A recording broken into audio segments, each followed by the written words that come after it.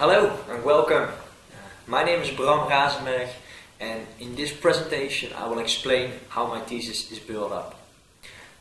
The topic is research into the value proposition of Van Ham Tenten and Podia BV, which is a business in the leisure industry that rents festival tents, podia and podia structures and floors for events. The title of this thesis is Reliability, the New Standard, as you can read in the top. I've actually chosen this title because research showed that this is one of the most important aspects for customers to choose their suppliers. At this point, all information has been obtained, conclusions have been reached, and with this poster presentation I will try to explain the research methods that I've used and reflect on how this went. We're actually going to start with the business model canvas, which we can see on this side here. And I actually used only a small part of it, which is the top part, and this is called the value proposition, which is also mentioned in the subtitle. This proposition has 4 components, which are all necessary to have a proper value proposition. Therefore, all aspects must be examined in this research. I'll explain a little bit about the components and also link it with the research method that I used. The first component is the value map. You can see it right here, and this is actually a summary of all products and services that the company provides. So what Van Ham provides. This is examined by desk research, as well as 2 in-depth interviews with the sales manager and director of Van Ham. So using 2 types of collection, I can cross-reference this information and it makes it a more reliable research. The desk research part is the products and services that are listed on the website, for example. Then we have the second component, which is the customers, which is on this side. And this actually translates in the wants and needs of all the customers. I've examined this with 16 in-depth interviews with customers, as well as a short part of an online questionnaire.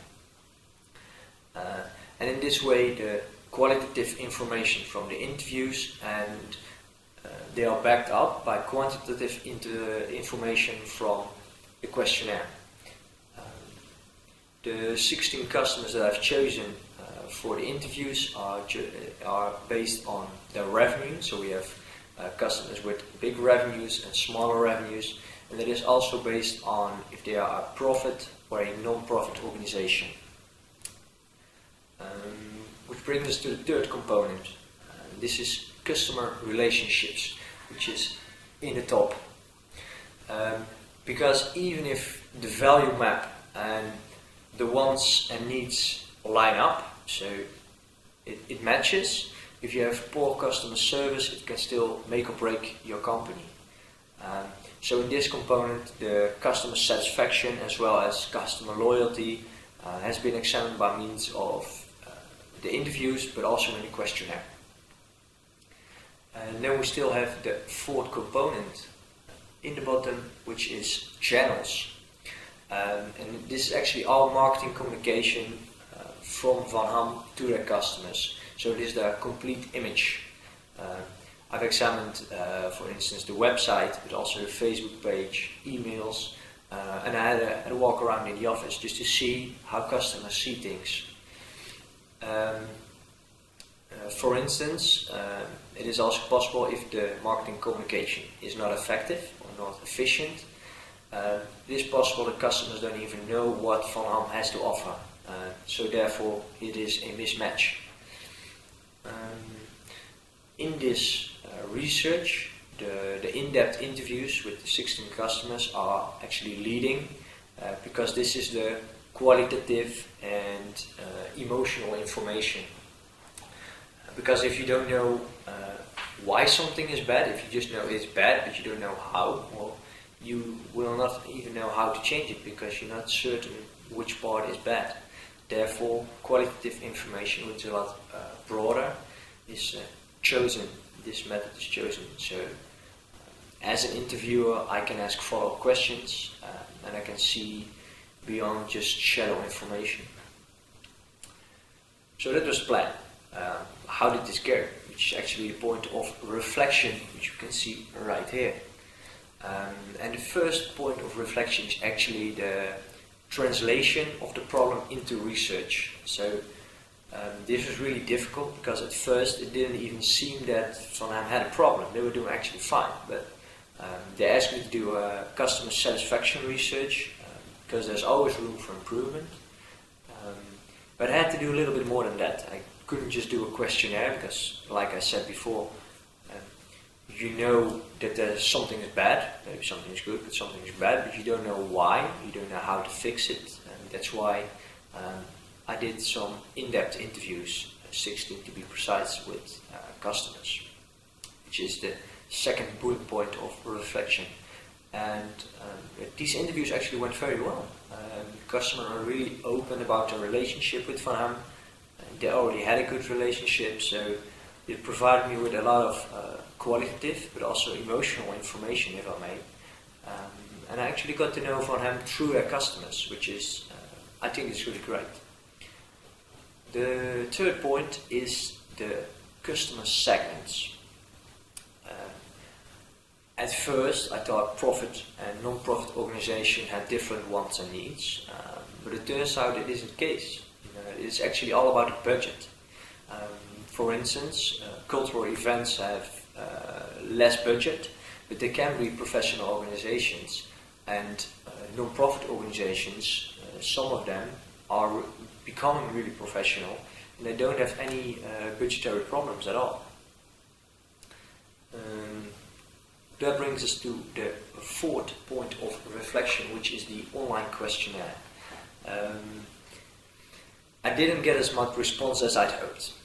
This is mainly because some customers are only hiring small amounts and therefore couldn't answer all the questions. And some of them just only hired attempts or only hired stages, so they couldn't do the entire questionnaire. And because of this, I didn't have the response that I needed, and the information from the questionnaire is only indicative in my research paper. It's not a problem because the information from the questionnaire actually lines up with the information from the interviews, so it's still backing up things that I already heard before. And what did I learn from this? My experiences, my insights, which is actually the creative leadership we see in the bottom. And the first point is actually not even here, but it is actually the first point of reflection, which is the translation of the problem into research, which was, as I explained, really difficult. And this is something I have to learn to cope with. I think I did eventually. It was really a difficult process for me. The second bullet point is working with a project group, because even though I like to work independently, I still need my work to be reflected by others, because sometimes you just question yourself if you're actually doing it right or wrong. If you have to look at your own work, it's really difficult to see sometimes. So that the transition from working with a project group and working on my own was really big. I had some problem with that as well. The third point is actually all the steps, because there are a lot of steps between information that you gain and conclusions, because sometimes you think you already have a conclusion, which is actually just information. You have to reference it to other customers, for example. And I need to make sure that I do all the steps to have a reliable and usable research report, and stick to the plan, actually. Which is a little bit closer to the fourth point, which is self-reflection. Because, like I said, even though if you know where you're going, you cannot jump to those conclusions, because sometimes you just have to take a step back, look at what you're doing, look at if everything is going like it should, and just make sure that the road is paved correctly. And that brings us to the last bullet point of creative leadership, which I would like to add, is the interviews that I had to do, which I had the opportunity to do with actually top producers in the Benelux. It was a really good experience and it gave me lots of insights on how these companies work, how they make decisions, and based on what they make their decisions. And I think that was really valuable to me for my work in the future. So I'd like to end with a positive point. Thank you for watching.